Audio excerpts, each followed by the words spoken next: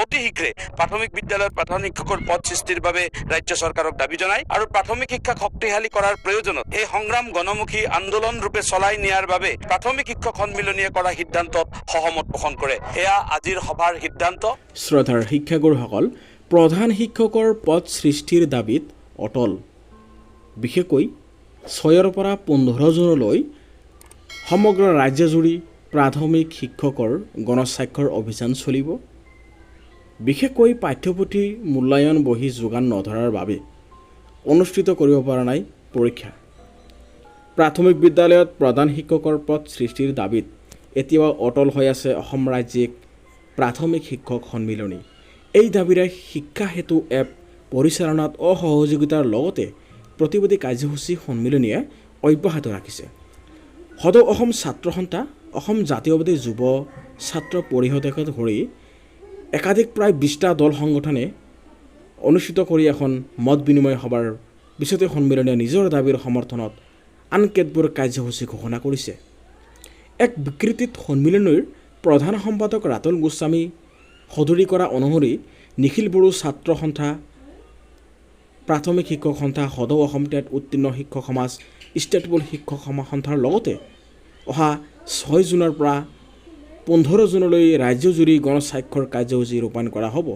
পৰৱৰ্তী সময়ত 10 জুনৰ পৰা 19 জুনলৈ সকলো জিলাতে মত বিনিময় সভা অনুষ্ঠিত কৰা হ'ব। দীৰ্ঘদিন ধৰি উত্থাপন কৰি অহা প্ৰধান শিক্ষকৰ পদ সৃষ্টিৰ দাবী পূৰণৰ পৰিৱৰ্তে শিক্ষা বিভাগে শিক্ষকৰ তথ্য বিভাগীয় পৰ্টেলত আপলোড কৰিবলৈ বিভিন্ন পদক্ষেপ গ্ৰহণ কৰাৰ সন্দৰ্ভত ক্ষোভ প্ৰকাশ কৰি সন্মিলনীৰ প্ৰধান সম্পাদকে কয়, শিক্ষামন্ত্ৰীয়ে বিভাগৰ সন্মান ৰক্ষাৰ যুঁজত ব্ৰতী হওক। দেশে স্বাধীনতাৰ অমৃত মহোৎসৱ উদযাপন কৰি থকা সময়লৈকে প্ৰাথমিক শিক্ষানুষ্ঠানসমূহ মুৰব্বীবিহীন হৈ থাকিব লগা হোৱাটো প্ৰাথমিক শিক্ষকৰ বাবে অস্বাস্থ্যকৰ বিষয়ৰূপে আজিৰ সভাই গণ্য কৰিছে। সভাই প্ৰাথমিক বিদ্যালয়ৰ প্ৰধান শিক্ষকৰ পদ সৃষ্টিৰ বিষয়টো শিক্ষানুষ্ঠানৰ সমস্যা হিচাপে চিহ্নিত কৰি এই সমস্যাক গণ দাবীৰূপে গ্ৰহণ কৰে। ৰাজহুৱা মাতৃভাষাৰ মাধ্যমৰ বিদ্যালয়সমূহ প্ৰশাসনিক দিশৰ পৰাও বিশেষকৈ শক্তিশালী হ'বলৈ হ'লে বিদ্যালয় প্ৰধানৰ মৰ্যাদা নিশ্চিত হ'ব লাগিব বুলিও এই সভাত মত প্ৰকাশ কৰিছে।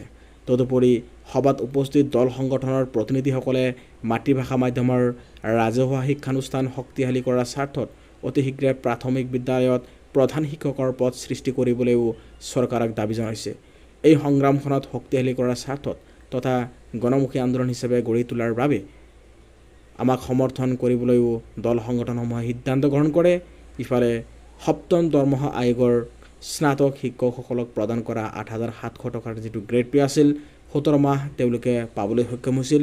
কিন্তু আশ্চৰ্যজনক বিষয়ভাৱে তেওঁলোকে ৰহস্যজনকভাৱে 17 মাহ পিছত এই গ্ৰেড পেটো পুনৰ বন্ধ কৰি দিবলৈ তেওঁলোকে বিশেষকৈ গ্ৰহণ কৰিছে।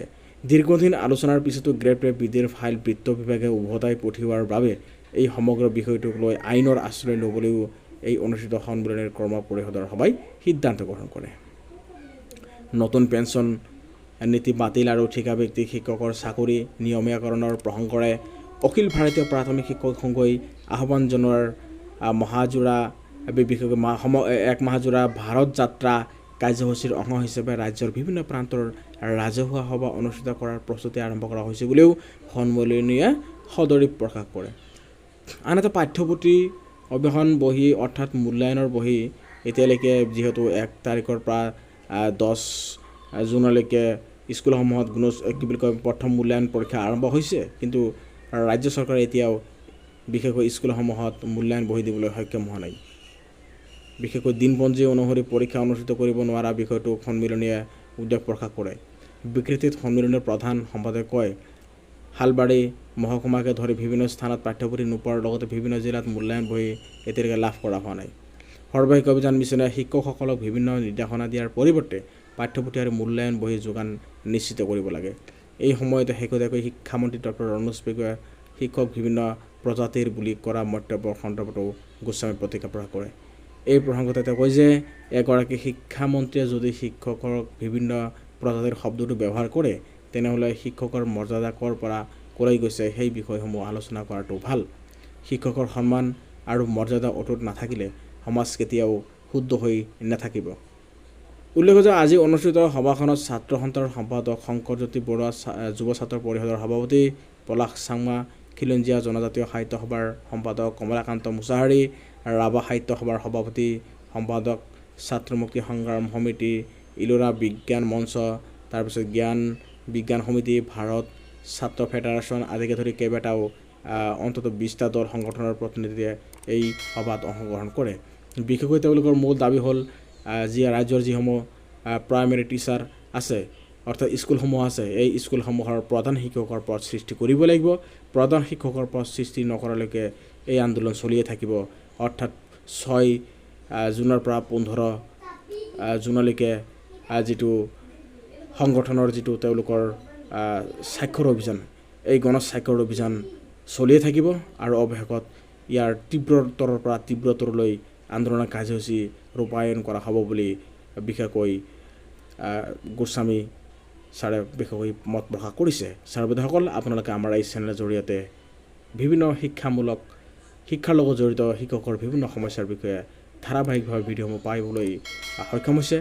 অনুগ্ৰহ কৰি আমাৰ চেনেলটো ছাবস্ক্ৰাইব কৰি ল'ব। ধন্যবাদ। জয় আই অসম।